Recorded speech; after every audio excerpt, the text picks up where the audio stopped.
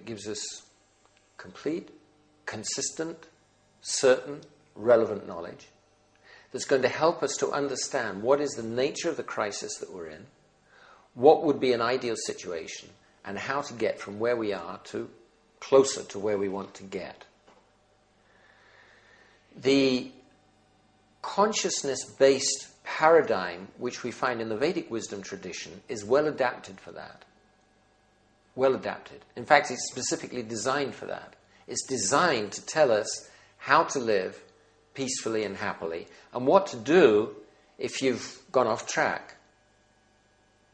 That's on the one hand. On the other hand, the matter-based, materialistic paradigm is not designed to help us to understand what's going wrong in the world, what's happening in our consciousness, or how to get to a higher consciousness, how we can agree on anything except the desire to enjoy matter. I just want to point out some very essential aspects of society which, on the one hand, show that consciousness is necessary, higher values are necessary and work, and spirituality is necessary and works. And on the other hand, point out that these aspects of society are essential, and you can only get them through a positive consciousness-based paradigm. So leadership, let's talk about leadership. If you look at the highest rated historical leaders, often pretty well close to the top of the list would be people like Abraham Lincoln and Martin Luther King. So you find that these are people who are very, very clear about their personal values and very clear about matters of principle. They lived and died for matters of principle. And this is an essential aspect of society. So research has shown that what enables somebody to make a real commitment to a cause, commitment to a company even, commitment to a group, commitment to anything, is not so much being clear about having a set of values imposed on them, but being clear about their own personal values. If someone is clear about their own personal values, they will make a commitment, a steady, stable commitment to a particular way of living, a particular group, a particular company, and so on. But if they're not clear about their personal values, they'll be wavering. The Vedic wisdom tradition, the Vedic society, is geared to help the individual. Albert Einstein, he pointed out that society should exist for the individual, not individual for society. And the Vedic society is meant for that purpose. It's meant that everybody, can live collectively, peacefully, but the individual can make spiritual advancement. So the Vedic society does help people to be clear about their own personal values. And some very prominent researchers on leadership in America, they say to act with integrity, you must first know who you are. You must know what you stand for, what you believe in, and what you care about.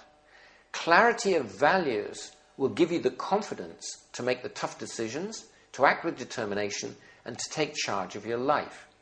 This is a recipe for leadership. How can we have society without leadership? And if leadership depends on knowing yourself, how can you have leadership in a paradigm that tells you that you don't exist? You have to have leadership within a paradigm that tells you, yes, you do exist, and yes, you can develop your conscious qualities. So these same people, they say, the instrument of leadership is the self. And mastery of the art of leadership comes from mastery of the self. Self-development is about leading out of what is already in your soul. It's about liberating the leader within you. It's about setting yourself free.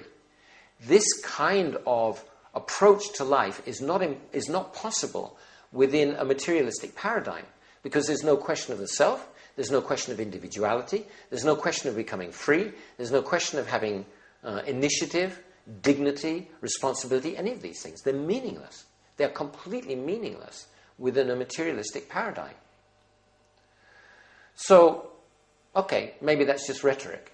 No, it's not rhetoric. It's been tried and tested in the biggest laboratory in the world, business.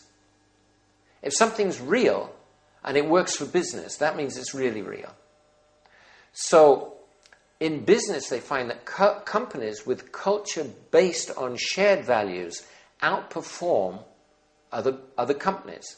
For example, they generate revenue 4 times faster. Their rate of job creation is 7 times as fast. The stock price rises 12 times as fast. And their profit performance is 750% higher. Values work. A company based on values, shared values, works better than a company based on pure profit, a materialistic profit. That means that this values is something that it's real. It's not imaginary. It corresponds to a real state of the self. One, Louis Gunning, he's the head of Unilever in Southeast Asia and Australasia. He's a big businessman. He says, it's our souls that give us guidance and wisdom. And it's our souls that animate human qualities of love, compassion, and honesty. Now, these are from business people. So, okay, values matter in business. What kind of values? Well, there's very good evidence to show that not just values, but spirituality, spiritual values, actually work in business. Business works better when it's done in terms of spiritual values. So, for example, a survey in America showed that 80% of the population felt the need to experience spiritual growth in life. And 5 years previously, the same questions had shown that 20% needed that need. In other words, in 5 years, the percentage of the population that wants to... It wasn't talking about believing in God. It's talking about wanting to experience spiritual growth. It had grown from 20% to 80%. That is a megatrend in society as a whole. So there's a panel of very distinguished leaders who identified a list of transformational leaders. They weren't just people who were good at leading, but they turned situations around. And they interviewed these transformational leaders to find out what they concluded that what was necessary to make business work. Of these, almost 3/4 said that their spiritual tradition was important to them. More than 3/4 of them said that there's a strong and vital relationship between spirituality and leadership practices. In other words, a spiritual person is more effective leader than a non-spiritual person. And they distinguished between spirituality and religion. They said that the particular religious beliefs didn't have so much impact, but spirituality did. And 60% of them said that it's essential for health and productivity to introduce spirituality into the workplace. Not just to employ spiritual people, but to have it there. Meditation, prayer, whatever, actually in the workplace. There's one company in Canada, Tomasio. It's the largest provider of frozen meals in the country. And the center of their plan is God love. That's the center of their business plan, God love. And there's 2 researchers, they did a project just at the turn of the century. They concluded, what could be the ultimate competitive advantage with regard to management, leadership, and organization? And they concluded that the ultimate competitive advantage would be spirituality. So spirituality works in business. Business is a great laboratory.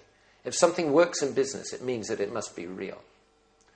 So that means that we need a consciousness-based paradigm that, it really addresses the needs of the individual. We need to develop initiative, leadership, responsibility, higher human values, and to do that we need a new worldview. A worldview that tells us about the self, that business people themselves say is the source of these values, and tells us how we can act individually and collectively in such a way as to develop these higher human values on which the success and salvation of human society depends.